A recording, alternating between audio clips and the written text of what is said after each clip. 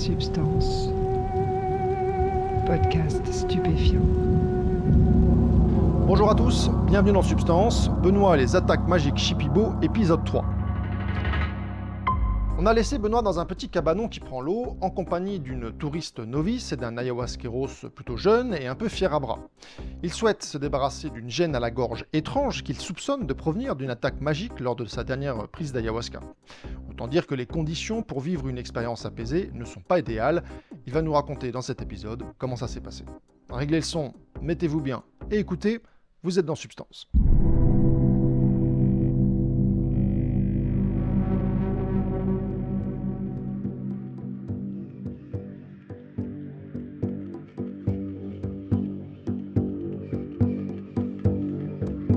La cérémonie commence.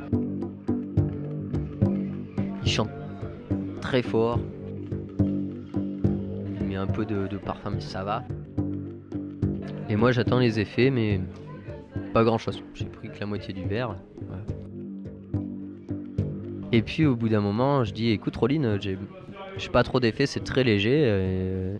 Il me dit attends, il me dit moi je suis en train de me battre là, il y a quelque chose qui c'est très dur. Quelque chose qui m'attaque et puis je vois que la jeune fille elle est pas très bien quoi. Bon, tu me diras, peut-être pas très bien pendant une cérémonie d'ayahuasca, ça n'a rien d'étonnant, mais voilà, je vois qu'il a besoin quand même d'avoir toute son attention sur elle. Et il me dit mais écoute si tu veux je t'ordonne un peu quoi. Et du coup il me remet un petit verre. Du coup je rebois l'ayahuasca.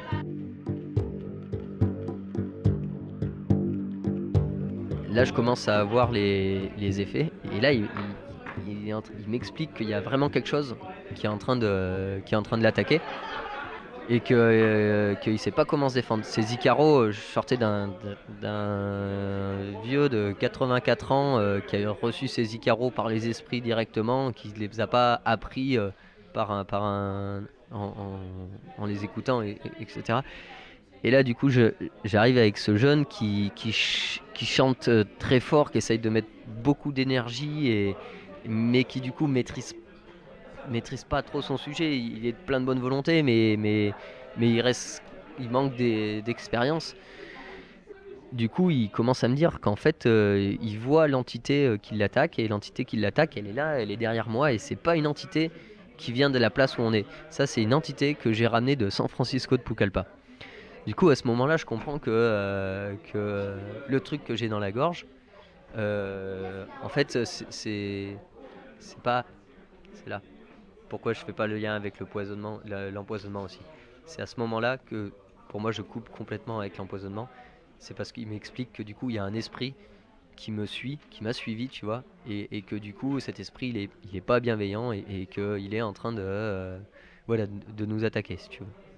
Et du coup, il met beaucoup de parfum, il chante très fort, il tape sur le tambour, c'est horrible, c'est une cérémonie, c'est horrible. Et moi, je suis là, je lui dis, calmate, Roline, por favor, calmate, por favor. Et il est là, il tape, et la jeune fille, elle est au bout du bout à côté, et il met du parfum. Le parfum, c'est du parfum à l'eucalyptus, ça sent les toilettes, ça sent le parfum qu'on met dans les toilettes. Et du coup, je me retrouve là, et en plus, ça commence à pleuvoir, et du coup, je me retrouve sous la fuite du toit. Ça pleut dans mon sac. J'ai mon sac médecine qui m'a été offert par Tito avec mon Pacho à l'intérieur, mon tabac, et ça commence à être mouillé. Le duvet que j'ai et tout, il commence à être mouillé aussi. Et ça sent les toilettes partout. Il arrête pas de taper. Et là, je me dis, en fait, Benoît, ce qu'il y a de bien, c'est que t'as vu le pire, quoi. Enfin, je suis abattu, tout est noir, je sens toujours ce truc dans la gorge. L'autre, il est en train de me dire que j'ai un esprit maléfique qui me suit.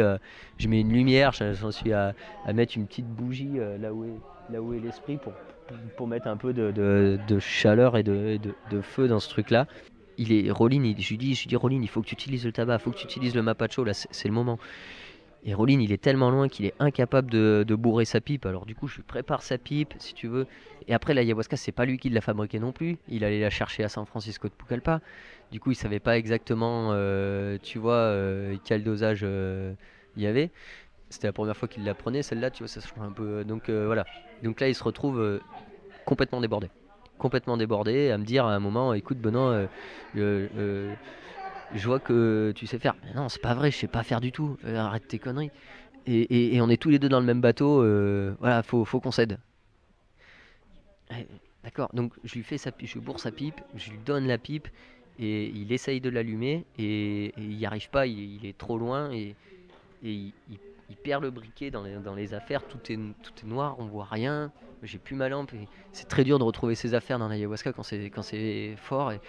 Et moi je me retrouve à vouloir m'aider, à vouloir fumer un mapacho. Et là, je lui ai donné mon briquet. Et du coup, j'ai plus mon briquet non plus. Et je cherche mon briquet pendant des heures. Et je trouve pas mon briquet. Il est là à continuer à taper avec cette odeur. Et tu te sens. Ouah, Et, et à un moment, je vais aller dehors. Écoute, je dis écoute, Roline, moi, maintenant, faut que j'aille évacuer, quoi. Faut que j'aille aux toilettes, faut que j'aille dehors et tout. Il me dit non, faut pas sortir et tout. Les esprits, ils sont là, dehors. Et il me dit, voilà, il a très très peur que je sorte. Et je dis, vas-y, je m'en fous, moi je sors quoi, faut que j'y aille. Donc je sors, je fais 4 pas, je pose ma crotte là où je suis, tu vois, et j'écoute des trucs de la forêt et tout. Je suis vraiment pas bien, je suis vraiment flippé quoi. Et du coup, je re-rentre quand même vite à l'intérieur. Et là, on se fait malmener jusqu'à ce que le soleil se lève quoi. Jusqu'à ce que le soleil se lève. Merde, on n'a pas dormi, on est dans le mal complet et, et, et on repart mais vraiment la queue entre les jambes, abattu, tu vois. Et voilà, et Rollin il est un peu désolé et puis il me dit mais t'inquiète pas, c'est bon, il est plus là le truc.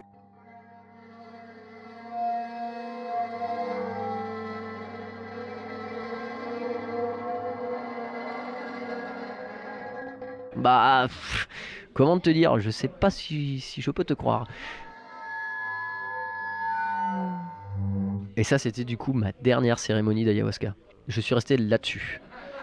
Et par contre, à côté de ça, après, en rentrant en France, j'ai eu plein de synchronicités et ma vie était quand même. Enfin, il y a un côté très très très positif. J'ai rencontré une femme exceptionnelle, j'ai déménagé en Suisse, j'ai tout va tout va super bien. Mais par contre, j'ai quand même ce truc, tu vois, de me dire que il y a peut-être quelque chose un peu insidieux qui est resté quoi. Et du coup, ma compagne a une grande connaissance aussi de ces trucs-là. Elle aussi d'y était, elle prend des psychédéliques depuis pas mal d'années et des trucs plutôt très forts. Euh, du coup, j'ai une grande confiance en elle. Mais elle est moins, même si elle a fait des diètes, elle a fait une grosse diète et pas mal de cérémonies, une douzaine aussi. Et elle est pas, elle est moins spirituelle. Elle a moins ce côté forêt et du coup elle essaye de mettre de la distance avec ça. Elle a beaucoup d'expérience avec la DMT, des choses comme ça et du coup elle est plus, on va dire, ouais. Elle me calme mais en même temps elle me dit que voilà son ex il est ayahuasquero. Elle me dit que voilà elle sait ce qui se passe là-bas et qu'elle comprend que elle a pas de réponse toute faite à me donner.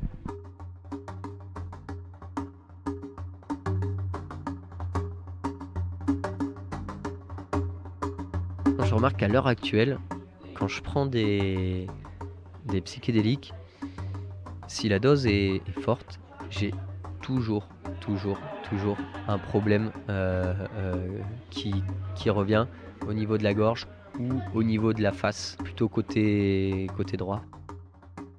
Et ça, je sais pas comment me sortir de ça.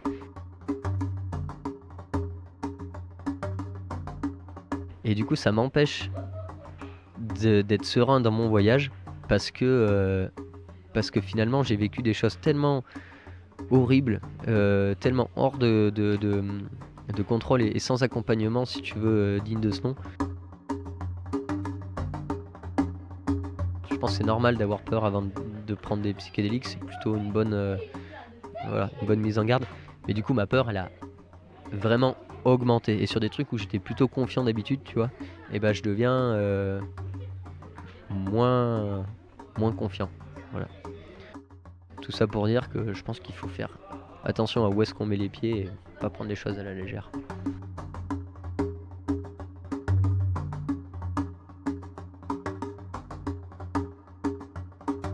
Enfin, après c'est un avis très personnel, mais pour moi l'ayahuasquero il a plus qu'un truc de confiance. Il a vraiment un truc de médecin où du coup il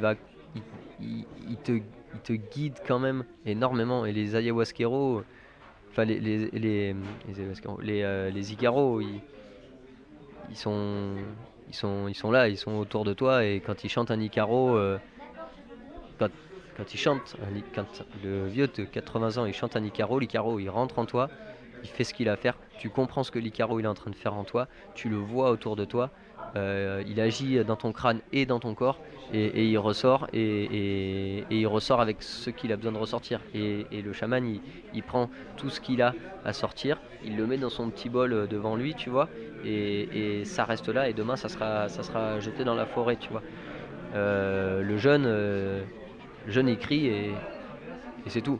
C'est du son. Ouais.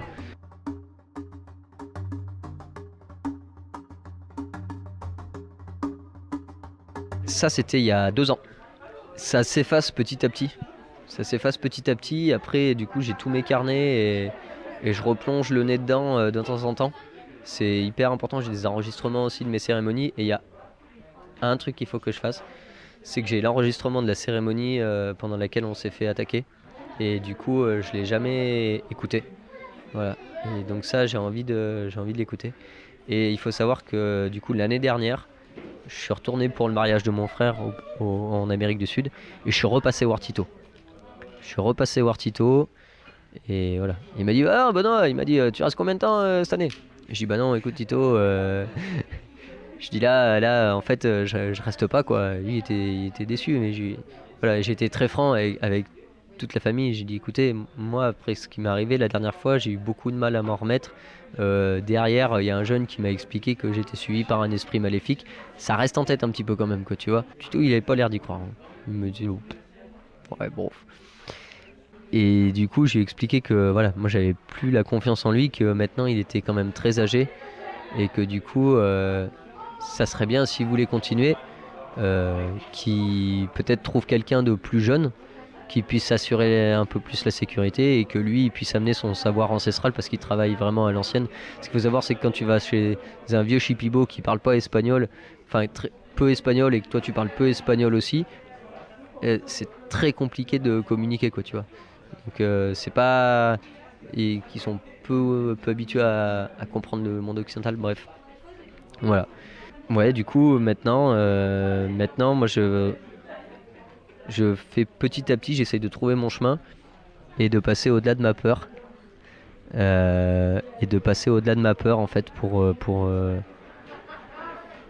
retrouver une vie normale. Mais du coup, il y a toujours ce petit truc. Et pour l'instant, je sais pas, en fait.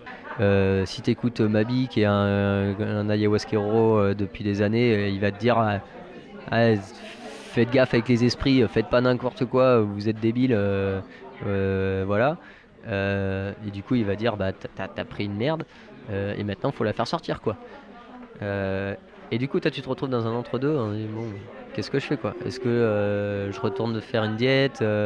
Est-ce que... Bref. Et du coup, pour l'instant, ma vie se passe bien. Je vais dire, j'ai pas d'impact. Finalement, j'ai un impact mental. Mais dans ma vie, j'ai pas d'impact. Tout le reste de ma vie va bien. Donc, pour l'instant, je fais avec, quoi, tu vois. Et c'est vraiment mon expérience, mes expériences... psychédéliques qui sont teintés de ça. Et ça peut être très fort. Par exemple, là il y a pas longtemps, j'ai pris du LSD, et du coup j'avais quand je respirais, je sens cette épine, et même quand j'en parle, si tu veux, je l'ai, cette sensation qui vient, quoi. Et c'est toujours là, c'est toujours présent. Ça va être dans le souffle, ça va être la sensation d'un petit peu d'empoisonnement. Et voilà. Je bossais chez un médecin quand je suis revenu en France. Je faisais du placo chez un médecin et il m'a dit y a rien quoi. Il m'a dit je vois pas quel problème t'aurais pu prendre vraiment franchement. Donc peut-être que je me suis juste niqué avec un insecticide. Hein. Mais en tout cas j'ai pas trouvé la clé pour dire ça à mon cerveau. Tu vois. Et c'est ça que j'aimerais bien trouver. Parce que le truc aussi c'est que la sensation elle est différente. Tu vois. C'est comme si c'est toujours localisé soit dans la gorge, soit plutôt par là. Mais la sensation, elle est pas forcément la même, quoi, tu vois. Ou alors c'est juste que j'ai une fragilité, tu vois, un terrain. Voilà, c'est mon point faible. Il faut que j'arrive à vivre avec. Et, voilà, et c'est des questionnements que j'ai. Voilà. Bref.